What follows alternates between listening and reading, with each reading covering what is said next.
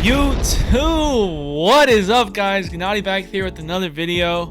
I am so happy to be back and happy to bring you guys this video. Today we're going to be going over the best play inside of Madden Ultimate Team 23 currently, in my opinion. All right, I am currently MVP division. I'm a top 100 player in the past, and I have had so much success with this play this year. Okay, I don't see many people running it online. I've been playing against some like top players in weekend league this whole year, and they are even having trouble stopping it compared to every single other play that I've been running, right? So you're gonna need the Lions offensive playbook. It's a must if you want this play. It is in other playbooks, but this is gonna have the most variety and the best options for you. All right, so you also need to have a throwing ability on your quarterback if you want this play to be successful in any form or way. So I have set feet lead on Justin Fields. It's very important that you have a throwing ability, okay?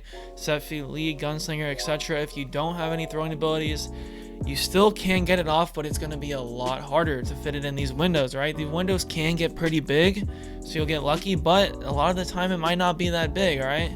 As well as being able to throw a high ball is also important as well. On top of that, I have roaming dead eye on Justin Fields because I like to roll out as well. It's not a necessity, but I do have it. And then set feet lead is what I have on Justin Fields, and that is what you're going to need. He's got 96 throw power, which is really good for this point of the year. 95 speed, which also is a big plus. He might not be on my team much longer, but that's a little irrelevant. But Devin Hester, deep out elite. Calvin Johnson, deep out and deep in for 1 AP.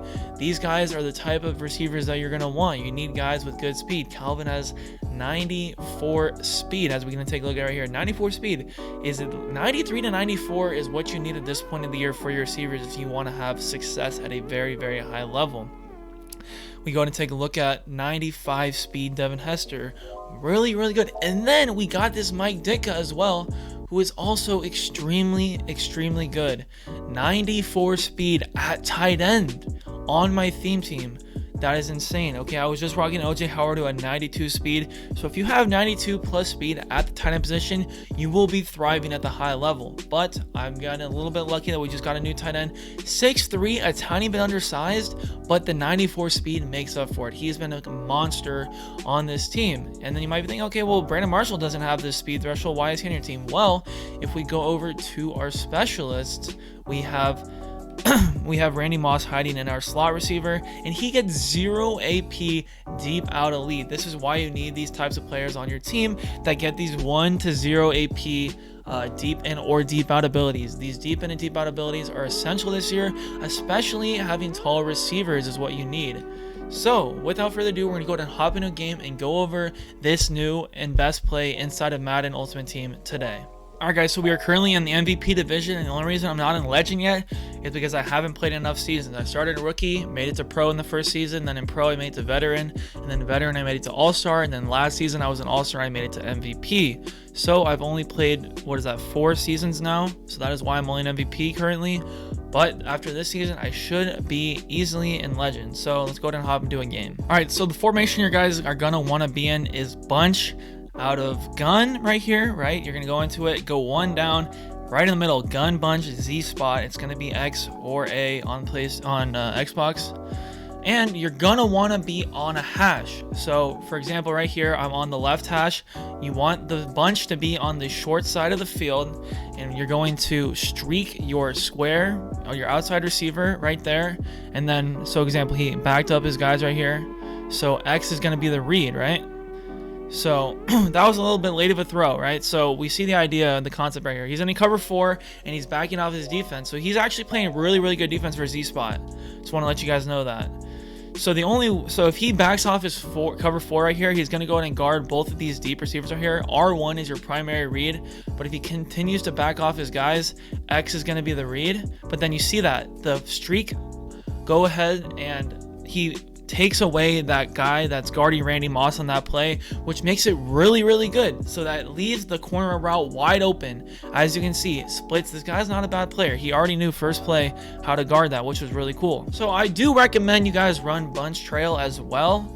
The difference to when you should run this play compared to Z spot is if the guy you're playing against is running a lot of man, I would say bunch trail is a lot better of a play, because this Mike Ditka route right here, this little tight end angle route is really good against man. I'd honestly argue is probably the best play against man. And there we go. It still splits it right there on that corner route. The corner route still splits the defense even on bunch trail, which is why this route is super good.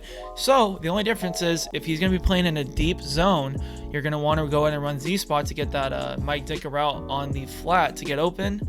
But then if you're going to go ahead and go to bunch trail, it's usually against man, but he can still get open against that zone, which is really cool. So back in this play, it's important that you run Z spot against a zone look. It doesn't matter at the end of the day, but you might want to do it. Look at that, he's going to get open again. No matter how many times I run it, he's not going to stop it. So that's right there, as you see, he goes out of bounds. So it really can change depending on when you run the play, because if he gets, if you throw a little bit too late or your pass lead's bad, he can go out of bounds. That is the one downside, being on the short side of the field. But against the long side of the field, they play it pretty well. It actually gets played. They usually match with the corner route, which gets a little bit annoying. So you do have to watch out for that. That's why you can't run it to the wide side. If the guy's in man, you still can get away with running it to the wide side, because if your guy is good enough to beat him on that play, then you should be all right. Look at Mike Ditka fight. Look at Mike Ditka, man. All right, guys, and the best play from the 23 to the 30 is going to be this bunch trail or Z spot, because it runs perfectly to get open from that yard line right here. Look at that, boom, bang. So now we're at the 22. All right, this is gonna be the true test. We're gonna try it from the 22. All right, this will be the true test. We just hit it right there. As long as he doesn't make any crazy adjustments, we're gonna go ahead and try to hit it from the 22 right here.